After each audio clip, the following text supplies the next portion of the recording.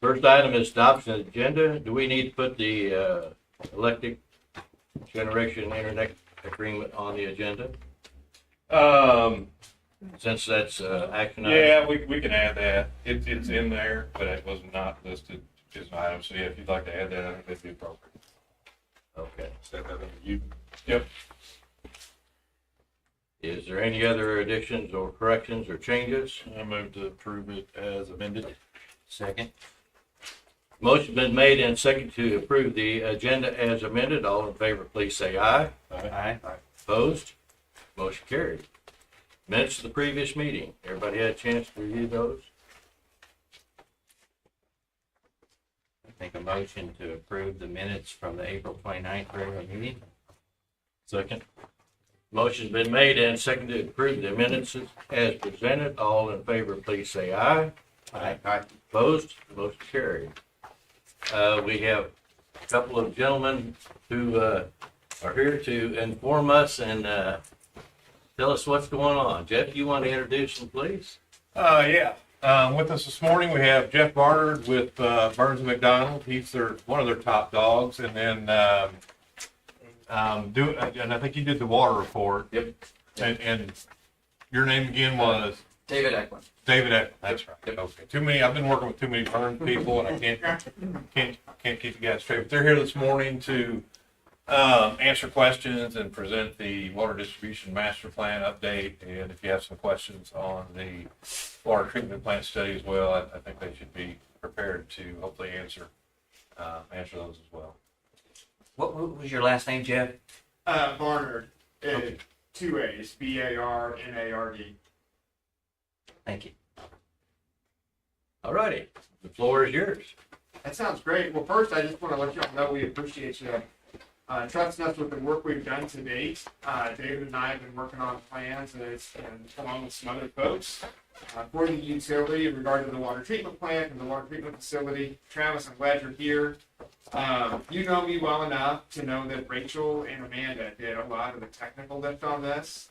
So I'm going to try and hit the high points. If anything needs to go deep, I'm going to be looking your direction.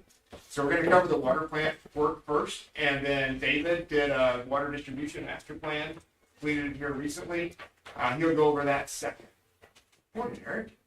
Huh, I didn't recognize you from behind. Go ahead, Dave. And you guys, what do you prefer? I can stand up and walk around, or I can just stay seated. Whatever you're most comfortable with. Okay. If I feel like I need to point to something, actually, I'm just gonna stand up. I got too much energy. Can they, online, are they going to be able to hear them if people are online? Yeah. Okay, That's okay. thank you. They can hear them just fine. Okay. Perfect. So like I said, completed the water facility plan in 23, the water master plan recently completed in 25.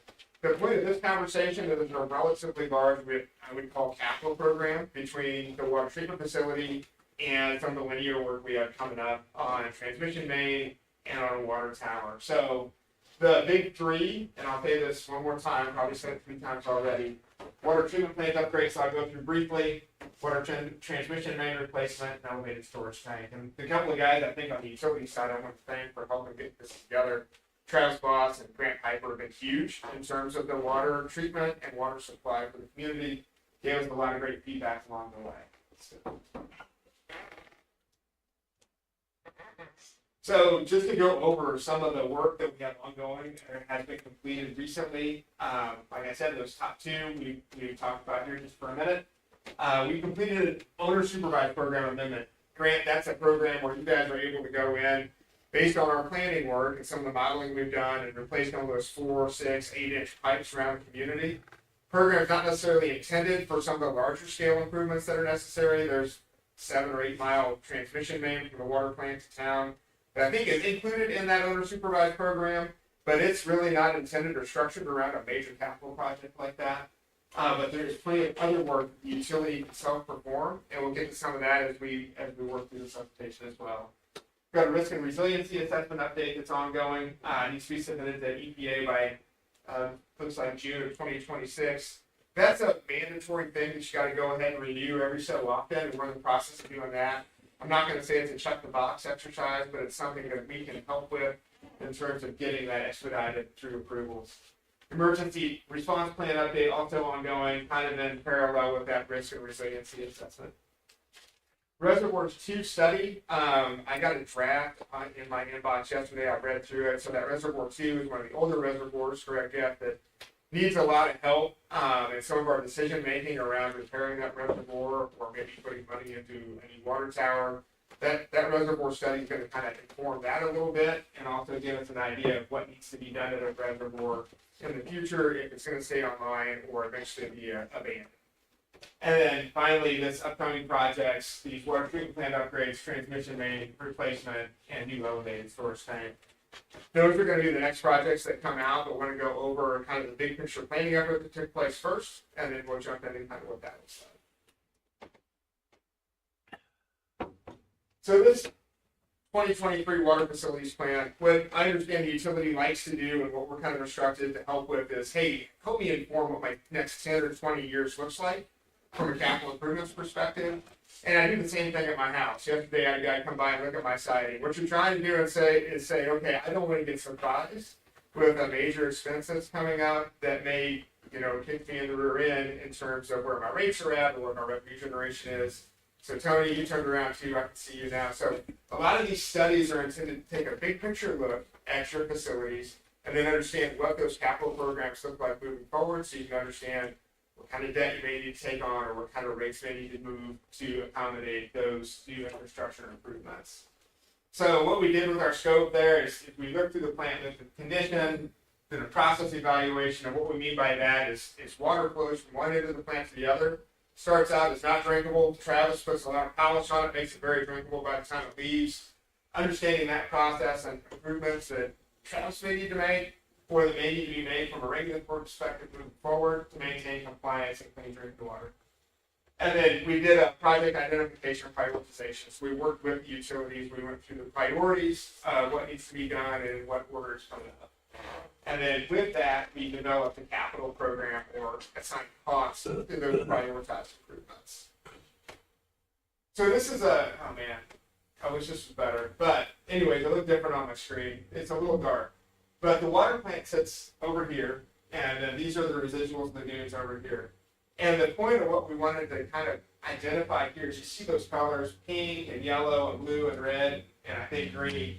And this legend here identifies that this plant has been kind of added onto and modified and updated. Started in 1945, improvements in 63, 77, that's the year I was born, 08, 2012, and 2016. So the plant has been updated as time has gone on, but from what I understand right now is that plant operates with trains that are a little bit independent of each other. And there are some processes that make into each other that maybe need to be uncoupled, and I'll get into that in a minute. But the idea here is that instead of having a plant that has basically 3 discrete trains that almost act like 3 different water plants, to make it operate more like one water plant and give Travis more flexibility in terms of how he operates. Travis, is that fair? Anything to add to that? No, that's pretty close. Okay. Rachel gave me a primer yesterday, so I think I'm good. And this white box here is where most of the improvements are focused. So that's the area, if I'm going back and looking at this legend, the timeline, those are improvements that were made in 63, 45, and 77. To get those to operate a little bit better together and give Travis, like I said, more flexibility and resiliency in his treatment processes. Okay, so this is the touchy subject. So when we're doing costs at a planning level, go ahead and go to the next slide. Rather than just jump straight to it. Yeah. So at Burns and Mac, we've got engineers like me and David. So I do engineering work. I came up as an engineer, I'm professionally licensed. David's kind of the same way. We have an estimating group. They do more construction. So Burns McDonald, for every $1 of engineering we do as a company, we probably do $2 or $3 worth of construction. So we have in-house construction personnel and estimators that help us, even at this planning level, better understand and identify costs. But they have standards they operate by, just like engineers do, just like Travis and Grant and Eric do from a treatment perspective. They've got standards they try to abide by. So when we talk about costs, and this is all kind of small, we can give it to you later, but we've got class 1 through 5 here. So if I'm talking about a class 1 estimate, that means I've got bids back from the market. I've got somebody that's actually looked at the project and said, okay, I'm going to give you a bid for this much money. To inform that bid as an engineer, if we're going to do a water main, you're going to have a set of plans this thick and a couple of big spec books, and that contractor is going to bid off real engineered documents, right? They're going to have a lot of granularity and detail that can go into to develop that. So class 1 means you've invested in a lot of detailed design with your engineering group. Where we're at today with the water facility plan and with the water distribution master plan is we're more like the class 1. We've got an idea of the projects we need to do moving forward. And then we work with our estimating group to do what I would call parametric estimating. So anybody, like I get on Zillow occasionally just to kind of look at like, where's my home value? What are other home values on the street? If I'm looking to sell or looking to buy a new house. So you can get an idea of dollars per square foot, or like, hey, I want 3 acres with a house, or I want a 1/4 acre lot with kind of an outbuilding. That helps us inform, based on our experience and our estimators' experience over time, how to work up the capital program or costs for these projects. So it takes some of the guesswork out of the engineering we do at this very high level planning effort. And if I'm going to pair it to the stack of drawings and specs that you have in a class 1, the planning level is more like a bar napkin, but I'm trying to tell you that we're trying to make the most informed bar napkin outline of costs that we can at this level. So one of those next steps, and Jeff and I have talked about this, we don't want to go all the way to a class 1 level estimate to better inform, like if you're going to go out for bonds or remove rates or understand revenue. We want to improve our class of estimate by giving our estimators and our construction group more information moving forward so they can better identify where those costs are going to be for the projects. So they'll give us a short list of items, a laundry list, so to speak. Okay, Jeff, I need some geotechnical information, takes borings here and here. I need a little bit of survey at these specific crossings. They'll give us an idea based on a little bit more information. They'll better be able to refine those costs moving forward. So that's one of the big goals as a next step relative to what we've completed to date. David, did I miss anything there? Okay, thanks. Sorry, so we have 18 projects prioritized out of the water treatment facilities or that plan. The stars I've got over here to your left, and it looks like maybe the stars got scooched a little bit as we were messing with the presentation, but there are 5 projects that were key moving forward for water treatment plant resiliency and looking forward to do better for Travis and for the community. But those are listed there, and one of the things I want to also point out is these are the priorities on your projects. And something I like to add in, we've done this successfully before with MMU, we have identified the costs as if you were going to go out to a general contractor and have them complete all the work. A lot of what we do moving forward with MMU is kind of figure out, we did this at the wastewater plant, what can your staff do in-house to help defer or deter some of that cost? So for example, Eric, at the wastewater plant, we did the aeration basin upgrades. I believe you all took on some of that scope, correct? Correct. So we were able to pull that directly out of what we were doing and keep that cost down moving forward and have the utility take care of some of those items themselves. They won't take out a whole line item per se, but like for the primary clarifier mechanisms, maybe there's some basin clean out, maybe there's some equipment removal, maybe there's things like that the utility can help with. The other big piece the utilities helped with in the past is electrical integration and control has been a big help when we've been able to, I'll say, work together on projects. North Street Pump Station, I know we had some electrical share back and forth. And I know at the wastewater plant, we also did integration and control together. Those are things that can help make these costs, I think, improve over time. But I don't want to commit to reducing those numbers until we get further into the details. So CO2P. So Travis, this is where my real test comes. I'm a wastewater engineer by background, so I'm jumping into clean water here. But the reason Travis feeds CO2 is to adjust pH before the water leaves the plant. So you have CO2 with carrier water enter the stream, and the idea is it converts to carbonic acid and then moves that pH from something up here to something lower. And what Travis is looking for is to balance that pH with the water quality he needs to send to the distribution system, 1, for the health of the consumer, and 2, for the health of the infrastructure that's downstream. there are 2 points that need a little more CO2. One, or a little better CO2 control. One is in the water that goes out to the customer. And then the other part is the lagoon has, I believe you have a decant ability at the lagoon for your residuals, the big ponds to the right there. You're able to adjust the pH and comply with discharge requirements to go ahead and discharge that effluent from the lagoon. Travis, did I catch that okay? Yes. Okay. And then I think there were other modifications associated with the CO2 system to better operate those trains together, as opposed to having the 3 independent water treatment plants. There was flexibility and accommodations built into this project as well. So the plant water system, right now, the way the CO2 system works, I mentioned carrier water earlier, they're using pressure off of the pumps that send water from the water treatment plant 7 or 8 miles out of town, all the way into town. So by tying those two together, the CO2 system needs to operate within a range that limits Travis's ability to turn those pumps down if he has lower demand, or to operate those pumps with more flexibility. The idea here is to uncouple that pressure, that water required for these CO2 systems from the pumps, to uncouple that. So we would add a booster skid so that he can operate his CO2 system independent of when he is sending water to the city. Right, Travis?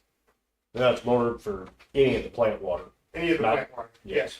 For line feed and everything too, so. So this plant water system will affect more than just the CO2 system, Yep. we for line feed, for other uses. Yep.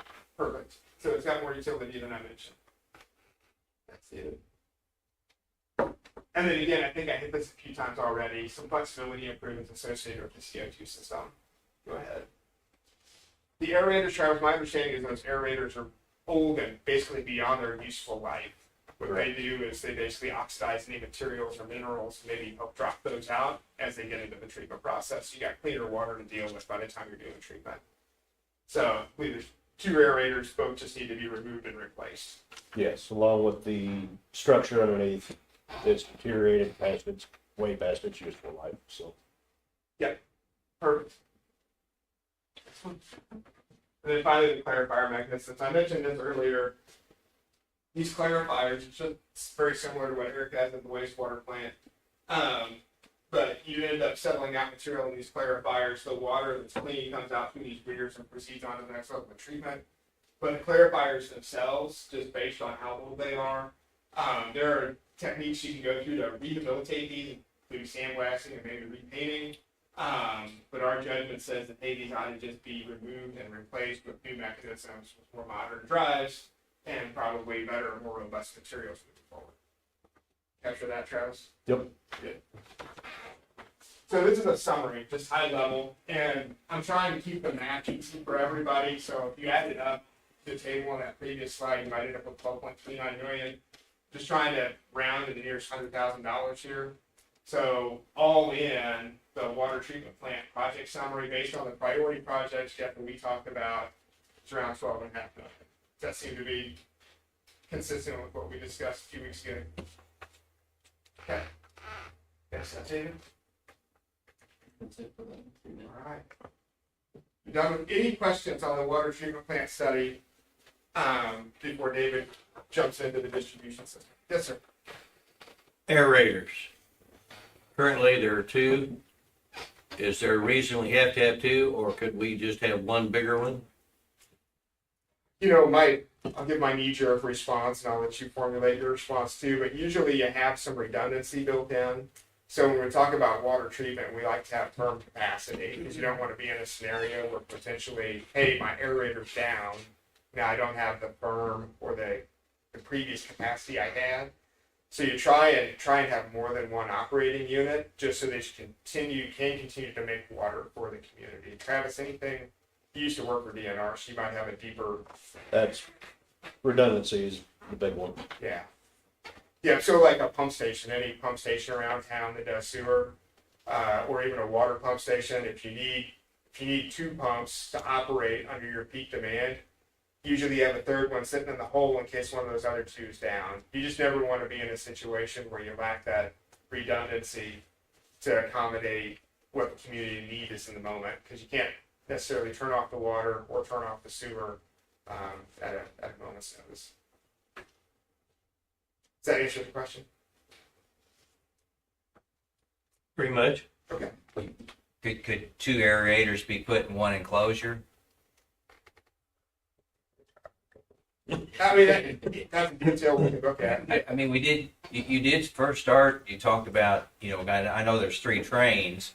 You're talking about kind of trying to consolidate it so it's really operates as one train. So that kind of leads to one aerator, doesn't it? We could look at some flexibility around that. I believe right now you go through the 2 aerators. Do you operate them both in parallel, or do you operate one or the other?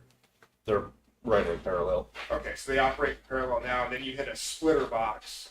So that splitter would have diversion to go to one of your 3 trains following the aerator. Normal operation with running basin 3, one aerator is dedicated to it, and then the other one's alternated between 1 and 2 right now. Gotcha. Okay. And there's a valve that separates them completely. Now, if we switch to like 1 and 2, then we actually just flow water through both of them to those 2 basins Okay. by So you get closing one- valves. Is one of the aerators then dedicated to just train 3 then? It can be used for the other ones Okay. also. So you do have the redundancy there with the 2 aerators. You're able to flip them between your 3 trains. Yep. Okay. So it's more along those lines. Travis just went over to have the ability. You would need to take aerators down occasionally, but right now you're operating them both probably to increase your removal efficiency on the material coming in. You could look at one aerator. It's just that if it went down for some reason, you'd have to bypass around it, and then that downstream treatment might not be as effective as it was before. Is that fair to say? Yeah, And then if you have to bypass around a treatment process, you usually have to make a call to the state to say, hey, this is out of service. I had to bypass around it. Now I'm treating it a little bit less efficiently, but still making compliant water. Yep. So there's ways to limp along a little bit if you do just do one aerator. But that's something we could look at as we get into more detail in the study and kind of go through the pros and cons.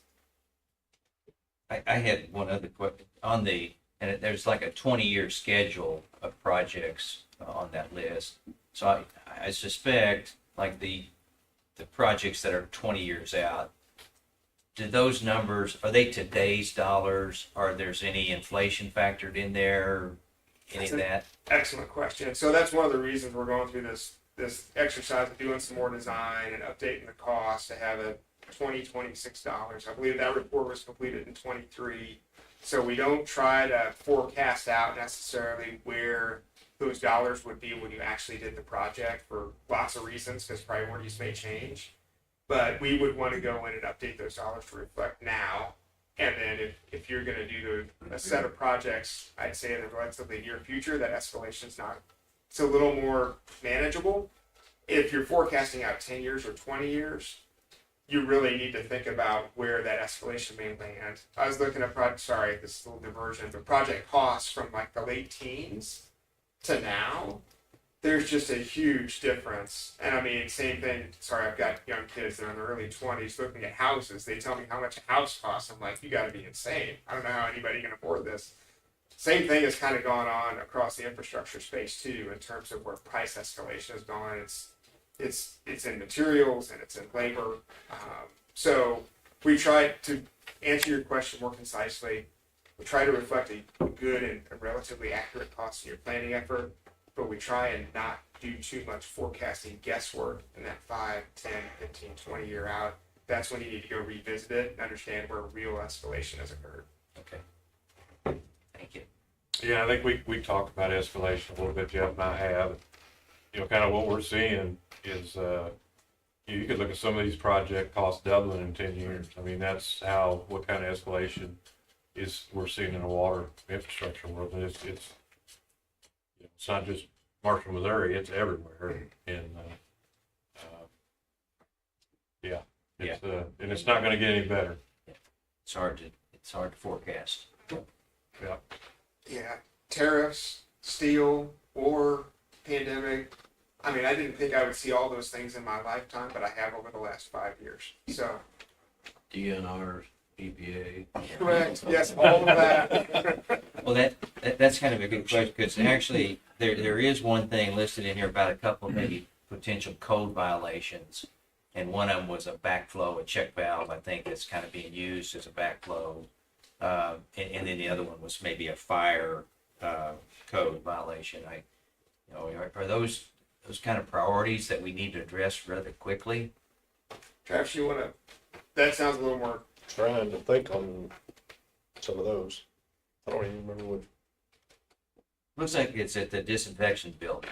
It's worth. there was with ventilation and stuff in there. Yeah, yeah.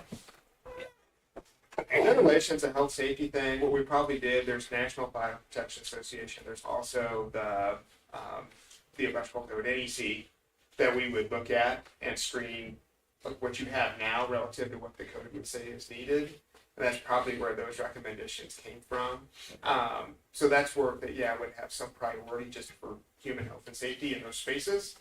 The backflow preventer feels like, unless it's something I'm completely missing on. Yeah, I'll have to see where they're talking about. It describes it as a single check valve, like it's not a backflow, it's just a check valve. I don't know. We have double check valve assembly in one location and the rest are RPZs. Okay, So, but maybe and they're, something got I've lost in looked at it. translation. Okay, and I know they're checked.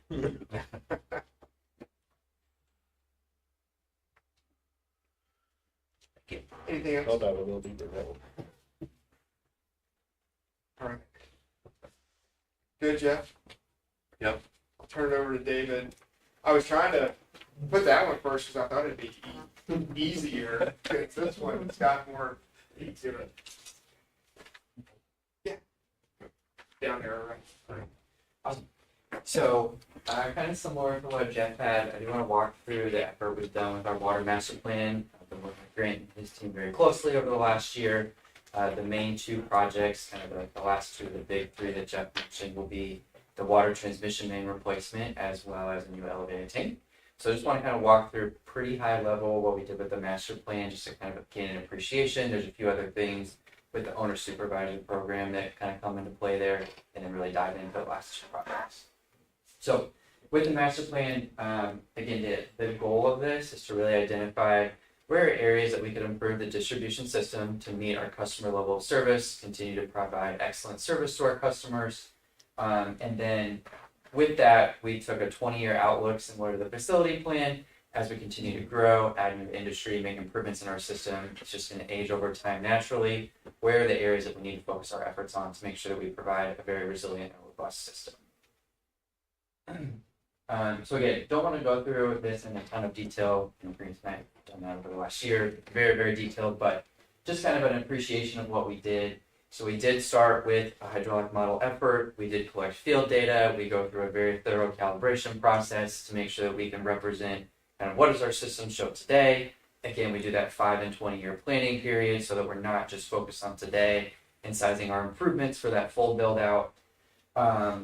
And then similar to what we did on the water side, go through and do that project development with that cost estimating as well.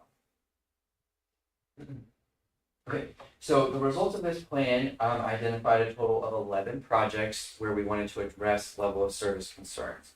So we look at the bottom here, kind of the areas or the triggers where if we don't meet these criteria, that's where we would start looking at project implementation.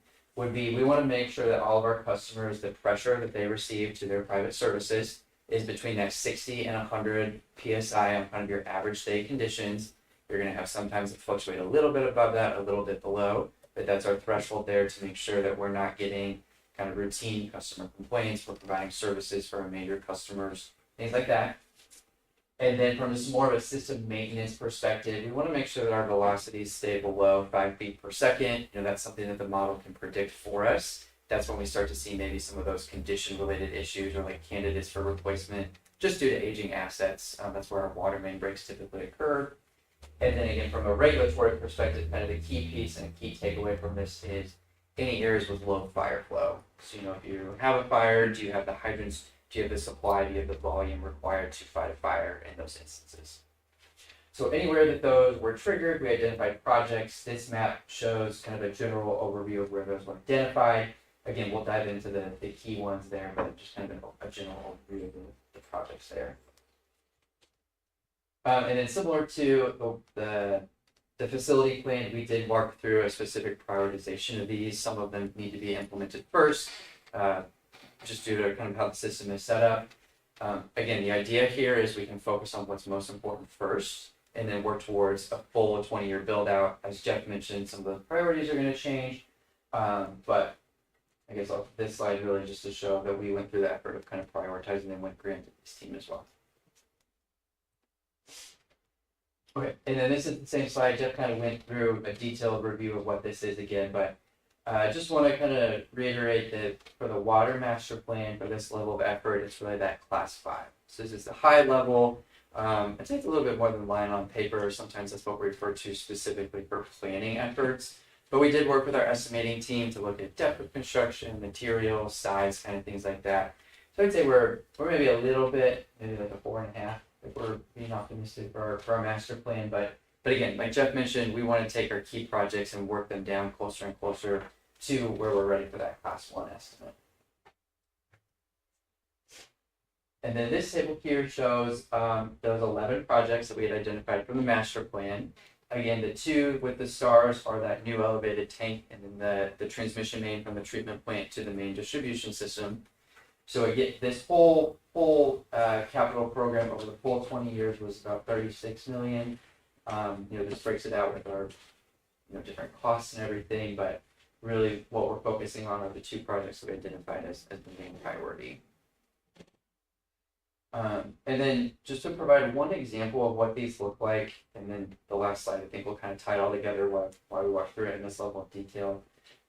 So this screenshot shows the pink section is an area where the model predicted we would not get the 1,000 gallons per minute required for fire flow. It's a smaller diameter pipe, 4 inches, so it triggered those level of service criteria. So we would provide a recommendation for that to improve that. We worked through the project sizing with the model, the priority, the cost development. We did create little cut sheets for each of those, so over time we can pull those out really easily and kind of knock them off one at a time as the need arises for these.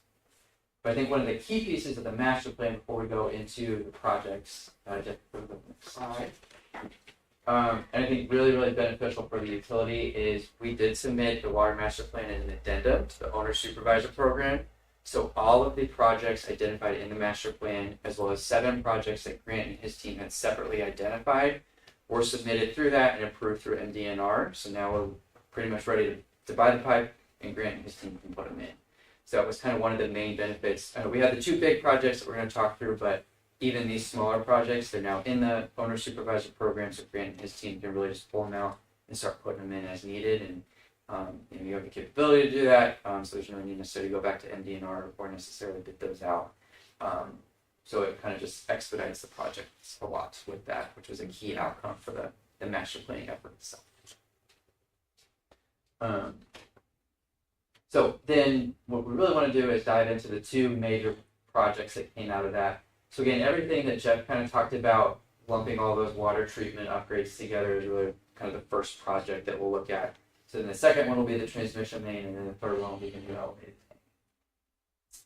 So if we look at the transmission main itself, so we've got the red line, kind of the extent of the project that we're specifically looking at. So the main system, or the main distribution system in the city, is fed by 2 parallel transmission mains. Existing, there's a 12-inch main that is close to 100, if not over 100 years old at this point. Definitely at the kind of end of its usable service life. That's that's at the very, very upper end of what those pipes are designed for originally. And then a 20-inch main. So currently there are some condition-related issues on that 12-inch main. There's some chronic main break locations, some customers that are more directly impacted by that. And really, even at the beginning of the master plan, we knew this was going to be an outcome and something that we wanted to look at to make sure we were sizing it appropriately, we're making our data-driven decisions here and providing an update for that project. So the project itself does identify full replacement of that existing 12-inch line with a brand new 20-inch line. The full extent is just over 42,000 linear feet, so this is a pretty big guy, right? This was technically submitted in that owner supervisor program, but just due to the expense and the amount of labor required, this is something we'd definitely be looking at to get additional support for Grant and his team with that. So the main benefits of this project, resolving those condition concerns. Again, it's a big project, kind of at the end of its usable life, ready to be replaced, regardless of the condition of it. Rerouting the existing line in critical areas near some of those customers that do have complaints or main breaks in the front yard. There's some key strategic areas we would propose to move that around. And then kind of a big key piece here is it does provide that full system redundancy. We were talking about multiple aerators, kind of the same thought process. If we have two, we can take one offline, rehab the other one as needed. There's a lot of availability to be flexible with that. And in addition, we're looking at that full 20-year plus build out. That's what that's going to provide you is full service through that 20-year and honestly beyond at that point. All right, so then for this project, the estimate from the 2025 Water Master Plan was just over $21 million.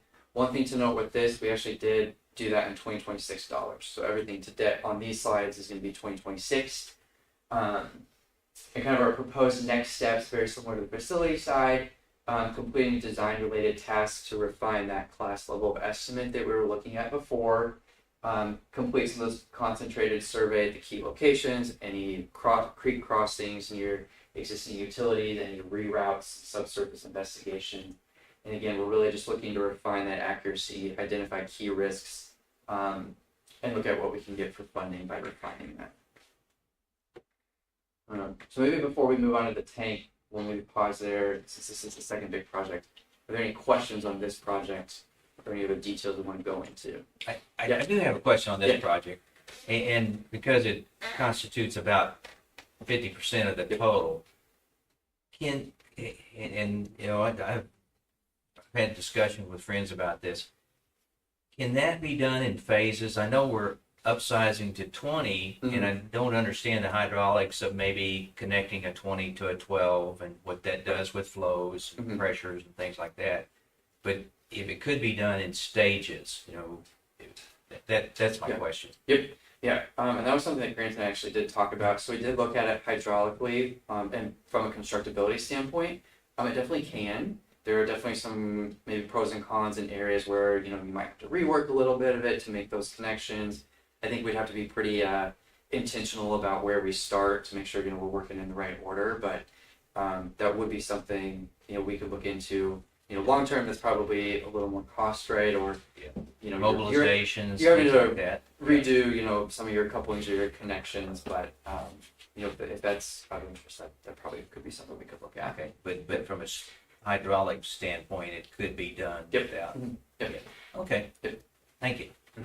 Is there a driving that question? Is it phases with the intent of fixing some of the worst areas first, or is it phases with the intent of phasing for financial purposes? Well, in my mind, it's more about kind of financial purposes, because I like David, I think you'd have to be strategic about where you start it, where you stop it, versus maybe going where there's damage. So yeah, it's more, at least my way of thinking, from a financial standpoint, not having to spend such a large sum at one point. Gotcha. Okay. And David, is that price there, that's turnkey with us doing absolutely nothing? Yes, that is correct. That's a good point for that too. Yes. Yeah, and I think Jeff and I had talked, as far as a project approach with this, they might complete the design, we would procure the materials, and then hire a contractor and act as a GC. So I think there's some opportunity there to bring that number down. I don't know how much, it's kind of hard to tell when you're at a 5, but I think there's certainly some opportunity there to hopefully bring that down quite a bit.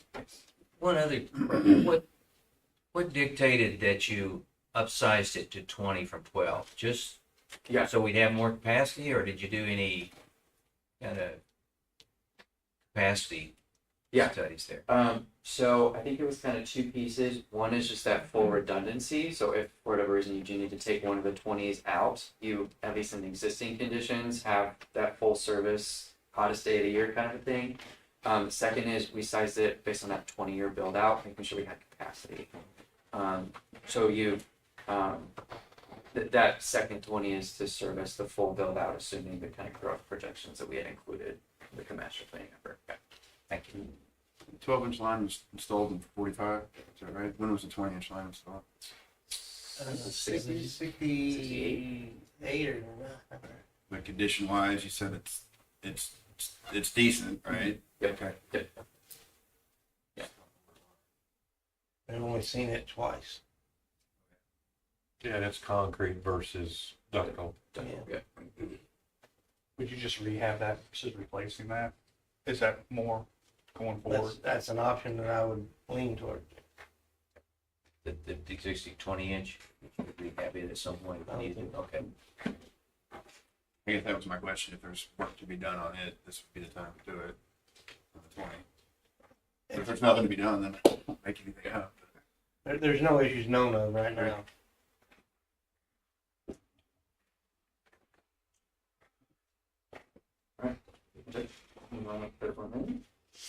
Okay, so the last project, kind of the big three that we had today, was a new elevated storage tank. So this was corresponding to our CIP 3 from the master plan. So that proposes a new elevated tank, some associated piping to mitigate pressure concerns for the future system. So again, this is really forward looking. It kind of coincided really nicely with the Reservoir 2 study that we're currently doing. That helped us really inform our decision of what is the cost to demolish or rehab versus kind of what service life are we going to get out of this Reservoir 2. So this is really kind of opportune timing to make that transition. The key trigger here is in the 5-year planning period, so this wasn't necessarily like an existing today concern, but we do start to see some of the pressures maybe in the more residential areas in the northern part of the system dip below that 60 psi, so really it's about being proactive. And then specifically very long term, the 20-year, that's when we definitely see the need for this elevated tank to supplement the pressure in the system. And so again, that Reservoir 2 study currently underway. I don't know if we have the official cost yet, but the idea would be if we put this new elevated tank in, it would allow us to fully demolish that Reservoir 2 and not lose any of our supply or any volume in the system. So the proposed project includes a new elevated tank. It'd be 165 feet tall, 55 feet diameter. We can get into all the specifics on the volume and stuff if we need to. It'll also include a little bit of linear piping work. This is essentially if we have a new tank, we want to make sure we can get supply to and from in the area. And then the proposed location is just west of North Miami, kind of between Eastwood and Santa Fe. So just north of the existing pump stations and reservoirs. That's kind of the key location with the highest elevation that'll provide that best support for the system without having an excessively tall tank. This is kind of the proposed location there. And they kind of worked with Jeff and Grant too to kind of say they thought this would be a good location as well. Just from like the land acquisition standpoint. So again, the benefits of this project stabilizes the system pressure, short-term and long-term, improving that system resiliency. That does allow for full demolition of Reservoir 2. Essentially, we take that volume, put it in the air is more or less the idea there. And then it does increase the available water volume in the system. This was not something we identified that is a need from the master plan, but if we're going to do it, might as well plan for the future again. So just increasing that a little bit. So then finally for this project, again, estimated in 2026 dollars, it's just over $6 million. That includes both the tank and the linear piping. So the tank is about a little less than half of that cost maybe. That would be something that would probably be prefabricated. We would work with vendors or different providers for that.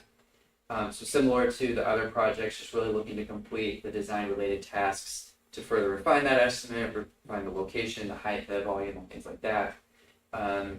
Identify project risks and help moving forward with funding.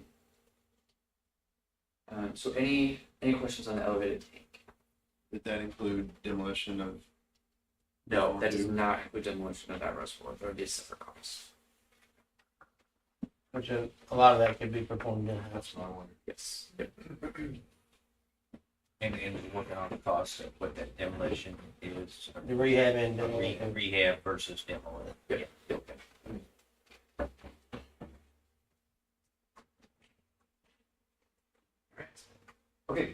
So then to kind of wrap everything up, we just wanted to walk through, the big three that we call it, the water treatment plant upgrades. That would include all 5 of those projects at one, the transmission line, land transmission line, and the new tank. So all in, we'd be looking at about a total capital investment of about $40 million. So again, that's kind of in today's dollars. That's assuming all of this is being subbed out. Some of it can be performed in-house, but that's kind of what we'd be looking for the next steps.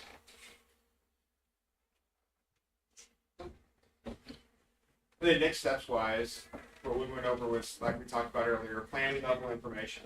So we're currently working on scope of work for Jeff that Grant and Travis certainly have a shot to review to increase our level of engineering to help inform and better get those costs aligned with where we think they'll actually be. So that's something we're working on currently. The other piece that we're working on currently, and Jeff and Tony have been aggressive about this, which is great, is working with the Department of Natural Resources. Their Financial Assistance Center has a state revolving loan fund program. They offer lower interest rates, basically, and favorable terms for utilities that are looking to do improvements like this. So part of what they require is facility planning, which we've kind of already completed, but they'll also require some form of a debt instrument, like a bond, to back the loan if and when that happens.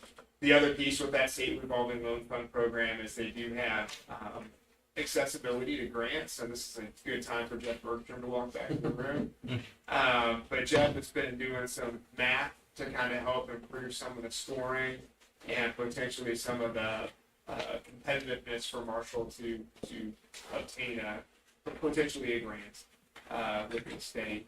We'll also be looking for other subsidy along the way if we can find it. Jeff, I was just going over next steps.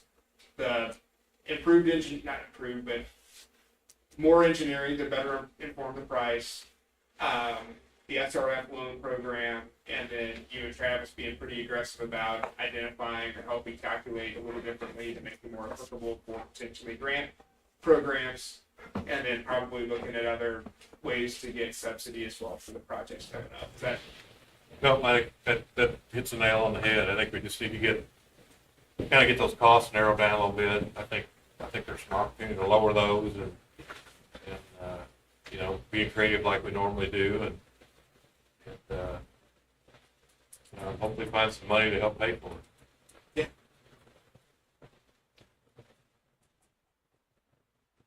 that's all we have, Jeff. What's the next step for the meeting here?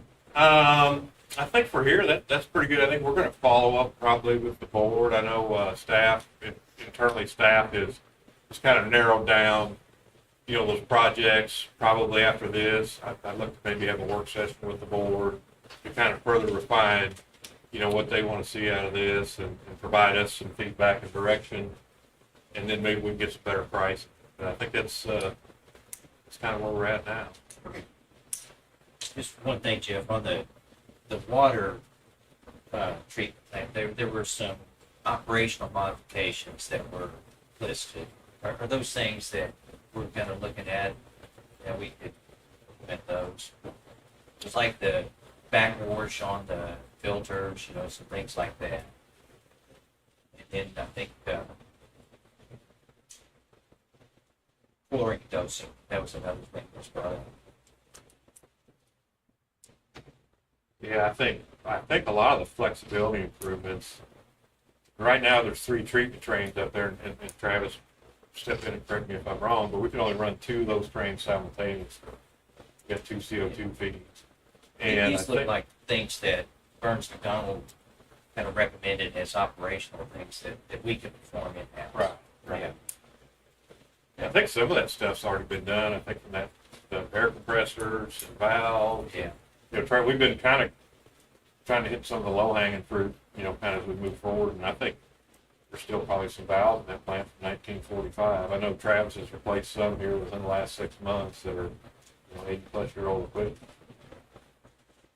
Yeah, and some of those operational recommendations, yeah, we've done some of those Yeah. already. Okay.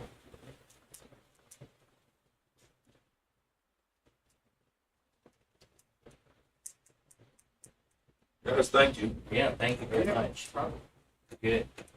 Appreciate it. Gentlemen, want to stay for the rest of the meeting, or? I mean, we'd love to, but if, that's it for us, we don't mind packing it up so you can speak freely about the quality of the presentation or the work. We'll pack up and head out. Appreciate seeing you guys. Sorry. Gary, Travis, thanks for jumping in and helping. Yeah, thanks, Jeff, appreciate it. You guys travel Nice to safe. see you. See you. Tony, David. appreciate it. Yeah, thank you. I'm sorry to be busy. Thank you. Glad you're busy again.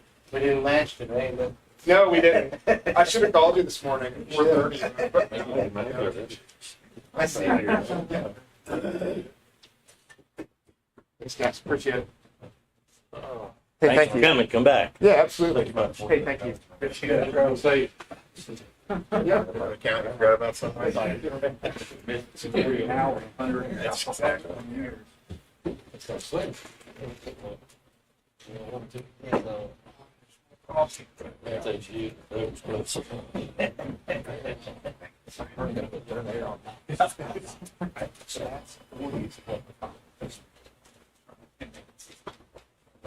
Level 3. So we talked, so there's two different matrices. There's that one, and then they had another, but it's the same basic thing. Level 5 is the legal boundary, you go to the level to get those readings, like 30. Right, and he's gonna get me some numbers on what that's gonna take.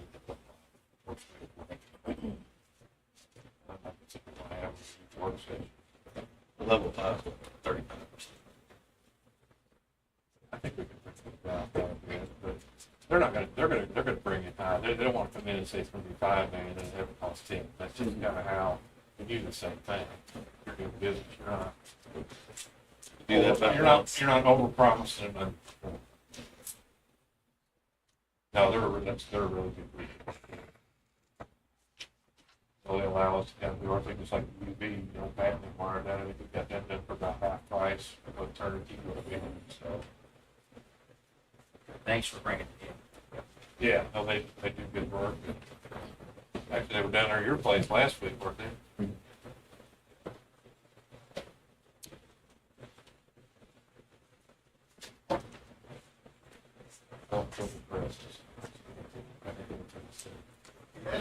Filter presses down here. Yeah. Almost 35-year-old equipment down there.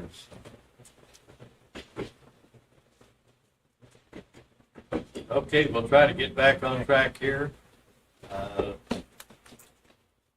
Property and injury report. Looks like, we have a little incident. It was on March.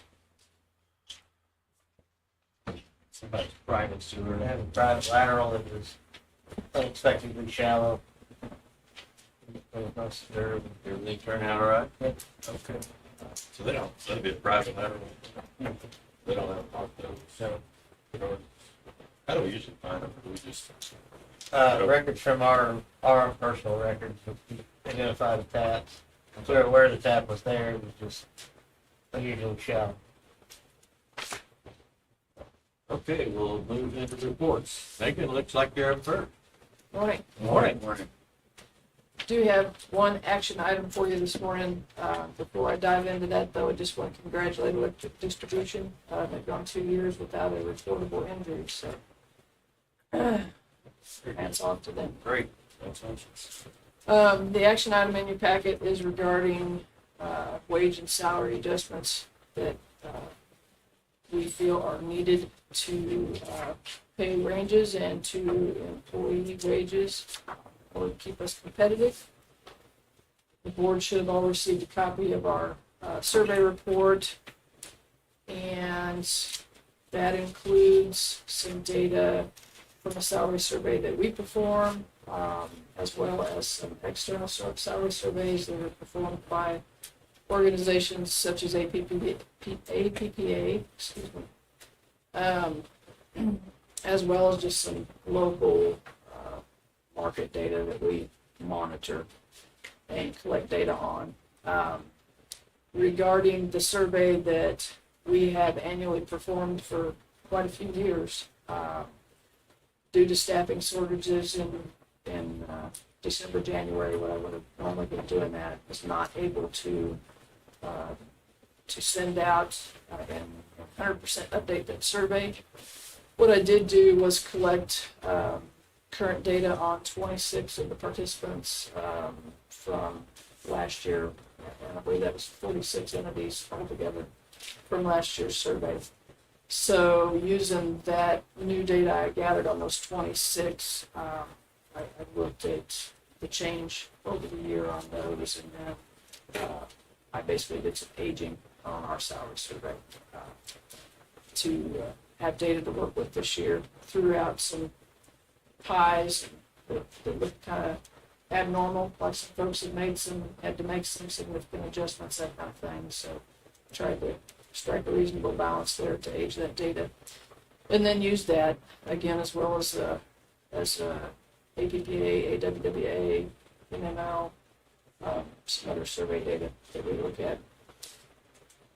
So what the conclusion of reviewing all of that data, what we are requesting is some adjustments to pay ranges, and corresponding with that, some increases for employees who have maintained their job performance. The total of that would increase payroll a little over $211,000 annually. And then in addition to that, we're requesting some merit-based increases that allows folks who are still growing, gaining skills to progress within that pay range. Those would, if approved, be totaling just under, just under $36,000 annually. So total impact annual is $247,500, or a 3.8% increase on payroll. Of course, we would be implementing that past the halfway point of the fiscal year, so it would not have that great of an impact on this budget year. Those numbers are, however, as you can see in your packet there, in line with what we were able to budget for. So we're in pretty good shape there. And then there are just some additional information in your packet, kind of comparing to some salary budget surveys that we monitor each year to kind of try to help us forecast where things are going to be. We can see that those are moderating a little bit from 23 and 24 when they hit some pretty abnormal highs, but they're still above what was seen a decade ago as the norm. So still running a little bit high nationally.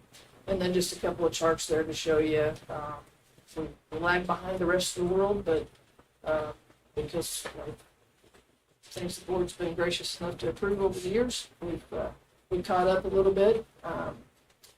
So that information's in there. I'd be happy to answer any questions about that. But what you've got there is a recommendation for a motion to approve these wage and salary changes as they're presented in your packet. Got the range chart in there, and all of that to become effective on May 17th.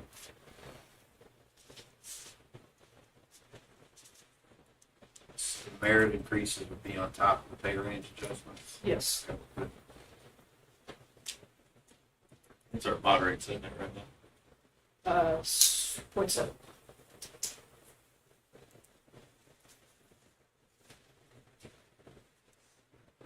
No suspension.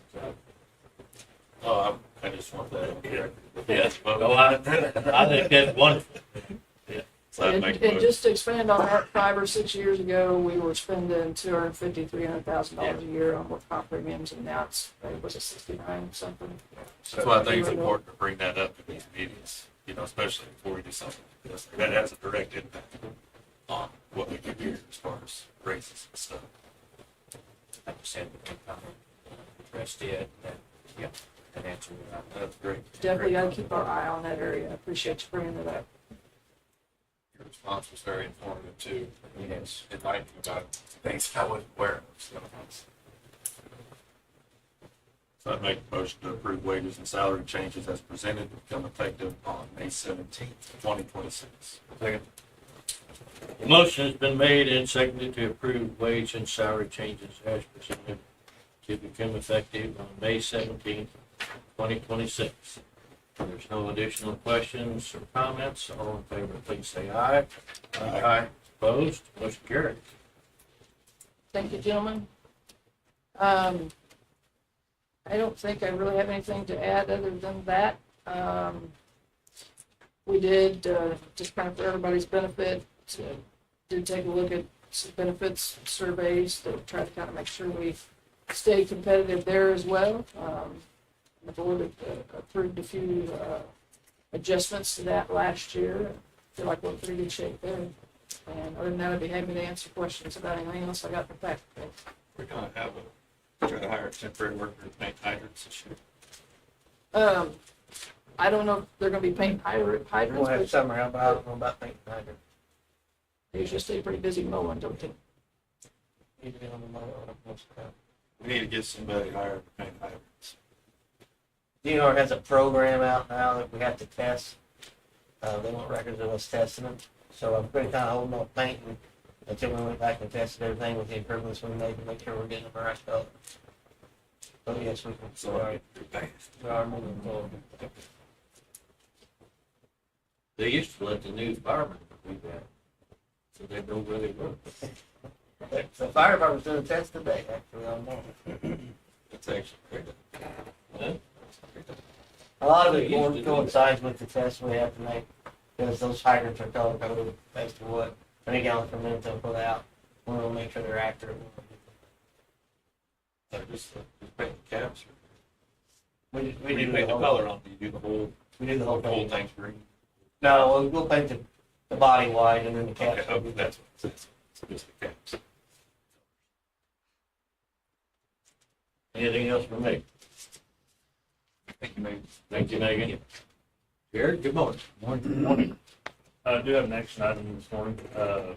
Region F, Solid Waste District opened up applications for grants, funds, and we would like to replace the forklift in the recycle center. It'd be a 85-15 match. So my recommendation would be a motion to authorize management to apply for a grant and set aside money from the electric department to support the 15% match required by the Region F Solid Waste District to purchase a new forklift pending approval of the grant application. With the existing one, what's in a plan for it? It sounded like Eric might have a use for forklift coming up. So, Yeah, with the upgrades of our belt filter press, the way we were looking to go, we could use a forklift down there. How old is it? 8 years, Yeah, that's about right. 7 or 8. Make a motion to authorize management to apply for a grant to set aside money from the electric department to support the 15% match required by the Region F Solid Waste District to purchase a new forklift pending approval of the grant application. A second? The motion has been made and seconded to authorize management to apply for a grant to set aside money from the electric department to support the 15% match required by Region F Solid Waste District to purchase a new forklift pending approval of the grant application. There's no additional questions or discussions. All in favor, please say aye. Aye. Opposed? Motion carries. Thank you. Just one other update. We did do stack testing on 10 and 11 yesterday. It'll probably be a few weeks before we get the final reports, but the preliminary looked like everything passed fine. So that all went well. And that's all I got unless you have any questions. The voltage regulator on 6. It's all done, ready to go. We're just working on scheduling a time for him to come and do that. Okay. Did it get called on May 6th to run? Yes, yes. Any other questions for Jared? Thank you, Jared. Good morning. Good morning, John. Just one update. We have completed all the row crop, lime spreading, and that 250 tons has been loaded out. I think we got some soil sampling and some pasture ground to go, and we are currently cleaning out the west sludge basin now to let it dry. So, other than that, I'd be happy to answer any questions. What was the recommendation that DNR offered? There was, so we keep all the spill kits for hazardous materials in pickups, and there wasn't any in the shop area itself. We weren't around when they came to inform them of that, but I have since communicated that. I don't know, we're waiting on the official report That was the recommendation to put one in. in the building. In the building. And I have already spoke with Chase, and we're just gonna be proactive and go ahead and do that.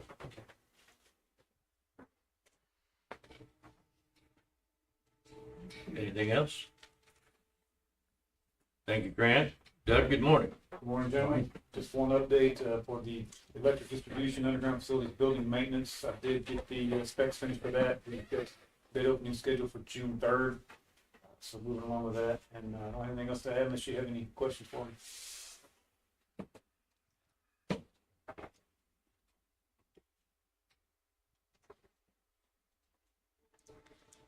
Getting closer on the standard for the building, windows, doors. Yeah, that's what I just mentioned. The bid opening is June 3rd. Oh, I'm sorry. Yep. Okay, June 3rd. June 3rd. Okay. Anything else for Doug? Thank you, Doug. Jim, good morning. Good morning. One thing to add, we tried blowing some fiber last week and we did have some more trouble with our blowing machine. We got the spare out and it had been damaged in shipping, so they had to send us a part for that. But I don't think it's going to be a 6 month or 6 week delay like it was last time, but we did have a little bit of trouble with it again, so hopefully that'll be a quick repair. Other than that, answer any questions if you got them. Things still moving along pretty much on schedule? Well, they're moving along. Oh, okay. And we're behind on blowing, so last month we met our quota. We had, I think, 11.5 miles we blew in last month, and our target's 10.5. So Okay. But as long as we can keep 10.5 miles every month, then we'll be all right. But so far this month we've only got, I think, less than 1. So with the problems we had last week. So On track out at the junction as far as. we've our contractor on the south side has done everything that they're supposed to. We're waiting on notification from Loves that they're done with the grading before that contractor finishes up on their property. The county's contractor that's crossing the highway, I haven't heard when he's starting. He'll notify us because we'll have to take some conduit down there for him. And then we still have to cross the river there on 65. The contractor's supposed to be doing that when it drives out. So. Okay. It looks like they are making some progress. Yeah, they are. Anything else for Jim? Thank you, Jim. Eric, good morning. Morning. Just an update on the spreader truck. They had found when that toner ring broke, it had got into a piston. Cummins has since got involved due to the low mileage of that truck to investigate. It is out of warranty though. It has 7,600 miles on it. So they're going to tear into it and give us an estimate on the repair on that. But we are working with Cummins to get them to help with the expenses on that because of the low mileage on the truck. Other than that, I'll be happy to answer any questions.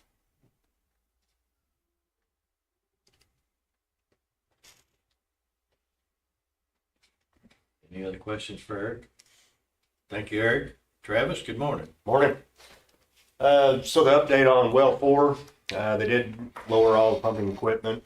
If you guys remember, the flows on it dropped down to about 475 gallons a minute before we lose suction.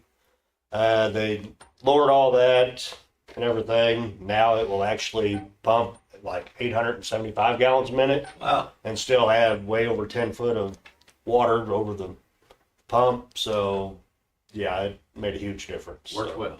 Worked very well. So, but other than that, be happy to answer any other questions. I think I saw where you throttled it back to like Yeah, back to 500 gallons a minute. Anything else for Travis? Thank you, Travis. Tony, good morning. Morning. I don't have anything to add, but I'd be happy to answer any questions you guys might have.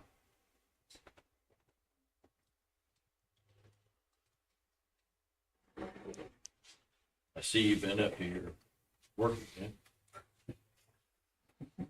What's that? Yeah, but disbursement. Oh, yeah. Blame it on you. That's all right. Thank you. Okay. If there's no other questions for Tony, we'll move on to Jeff. Morning, Jeff. Morning. Morning, gentlemen. I do have a couple action items this morning. The first item pertains to the asbestos duct bank in the power plant front yard. Jared did reach out to ARSI, I believe that's correct, and they did the abatement of the power plant, just to try to get an idea of what that cost would be. I think they felt like time and materials, because we can remove it. ARSI would handle the regulatory issues, but it's hard to determine what the cost is going to be, because it's going to be disposed of in a landfill and tipping fees. Well, how much concrete is around the pipe? Doug's got staff over there digging some of that stuff up now. But what we'd like to do is go ahead and request proposals to have that duct bank abated and removed. We would remove it and then they would haul it off. We think that's the best approach since we're building that building there. We one time talked about filling those duct banks with grout, manholes with grout. But then you've got a rigid spot in the ground, and then you've got other stuff. The civil engineers, I mean, we could do that, but I don't know that that would be the best approach. So we'd like to get proposals to dispose of that duct bank. So that would be my request, would be to request proposals for asbestos duct bank abatement and removal at the old power plant. Best just clean it out of there. Yeah. I'll make the motion to request proposals for asbestos duct bank abatement and disposal at the old MMU power plant. Second. The motion has been made and seconded to request proposals for asbestos duct bank abatement and disposal at the old MMU power plant. There's no other discussion. All in favor, please say aye. Aye. Opposed? Motion carries. Thank you, gentlemen. The second item this morning I have, the gentleman should have received a memorandum. We're kind of trying to get this pushed through and get it wrapped up. This is for the electric generation interconnect agreement for the Marshall Energy Center. They have to have this agreement for the MRO, for the reliability organizations in SPP. So they are, I know Elizabeth and Penny were trying to finish up a few details this morning, and we're trying to finish up the one-line drawings, but should have all that wrapped up today. And then we would be requesting 2 readings at the city council meeting on Tuesday to get this expedited. And kind of moving forward. So, and Jennifer has shared that with city staff that we would be, pending approval today, we would be requesting 2 readings next week. So. And city attorney is. Yeah, actually Elizabeth and Penny are working up the last few little details this morning. Okay. Yeah, no, Elizabeth, she's been involved and a big help. Okay. I got them kind of together this morning to finalize a few things and make sure everybody's on the same page.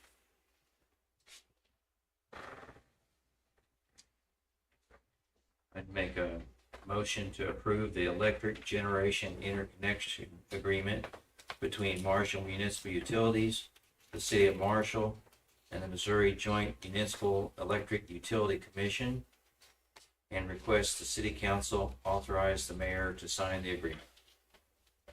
Second. The motion has been made and seconded to approve the electric generation interconnection agreement between Marshall Municipal Utilities, the City of Marshall, and the Missouri Joint Municipal Electric Utility Commission, and request the City Council authorize the mayor to sign the agreement. Is there any other discussion? If not, all in favor, please say aye. Aye. Opposed, motion carried. Thank you, gentlemen. Just a couple updates. Did go to MOPEP last week, and we're continuing to work on large load discussion. I think we're getting pretty close on that. And we're kind of defining that as computational loads. You don't want to treat normal growth and an industry coming in, the same as a data center. I think with the computational loads, you've got different risks, different things like that. But I think I kind of like where they're going with that. I think we've got another meeting in the first part of June. Hopefully, we'll take that to the full pool quarterly meeting. But kind of like where that's ended up. I think it's gonna definitely protect existing customers, and hopefully would subsidize them actually a little bit if we get something going.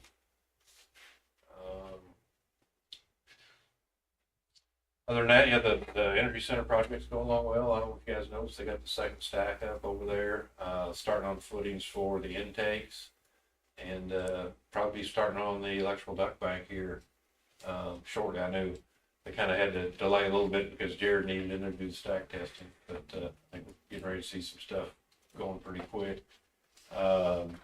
Did make the decision, so at one point they were buying us new transformers that were larger for Miami Sub.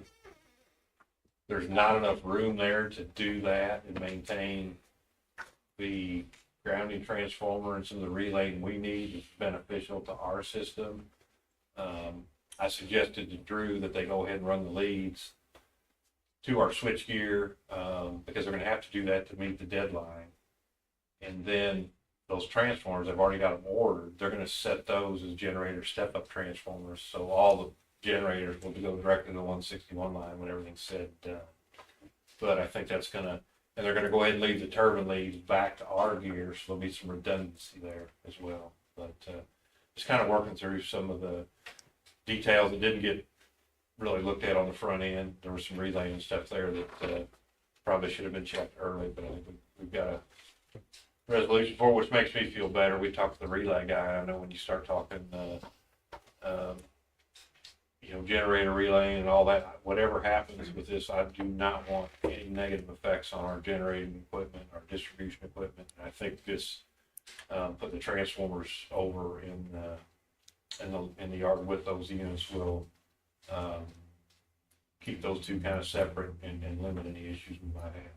So, still working on that. We did. I think the last two meetings have been canceled. I think the one for tomorrow's canceled as well. Project update meeting. Yeah, sometimes those are hit and miss. But no, everything, I think Drew made the comment, we're getting kind of caught back up over there.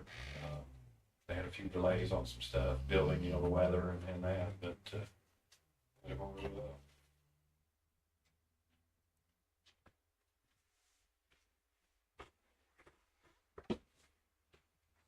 I noticed in the MPUA magazine that they had a nice write-up about the project over here and going on in Hannibal and Fulton. But they'd added a couple new cities, Yep. Pool, Concordia being one of them. Well, that was just the MPUA, not necessarily the pool, but Okay. but probably the state alliance, Oh, I okay. think. Yeah, there's still, believe it or not, some communities out there that don't take advantage of that resource. And so, yeah, you'll see a couple, new ones join every year. Now, there is potential that our pool could grow. I mean, power prices aren't going down. And people with contracts and, contracts are expiring and maybe looking for some alternatives. We have had some discussion about what that would look like to bring new members on board, but there's that potential as well. So.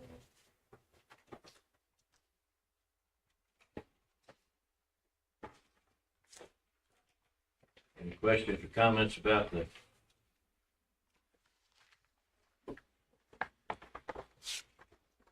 all-in cost or? Yeah, they kind of covered that. We're looking at probably hitting $80 range on wholesale power. It's just that You know, transmission costs are going up, generation cost, capacity costs are going up. It's just across the board.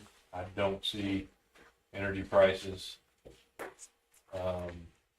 remaining stable. I think we're gonna see some increases over the next 4 or 5 years. Yeah, there was a pretty good article in that magazine about Yeah, County Road, yeah. 5 reasons why the costs were going up. And I think that's a struggle with the communities, is to, you know, take that message back home and be able to share that. County did a really good job with that.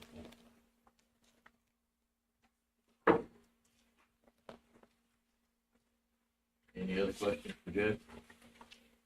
Thank you, Jeff. I guess we'll move on to cash disbursements.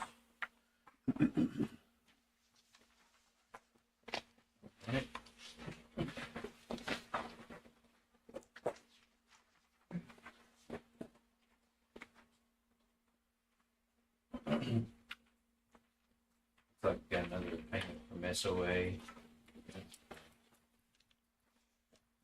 I don't know what your availability is, Chuck. We've got another meeting with them. I think they're 1:30. Virtual. Oh, it is? Yeah, they got their 100% documents done, so we're gonna review those. But I can send you a link, or you're more welcome to come to the office if you want to, at 1:30. I didn't get a notice. Maybe I asked too many questions. Yeah. Yeah, we're getting close. We should have, hopefully, close to a guaranteed maximum price.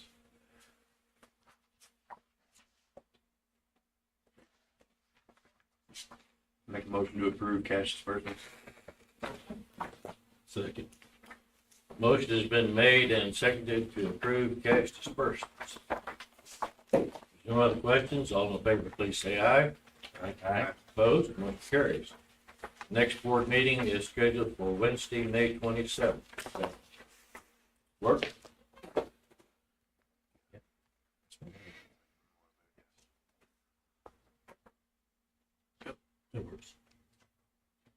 Okay, well, then I would entertain a motion to adjourn. So moved. Motion been made and seconded to adjourn. All in favor?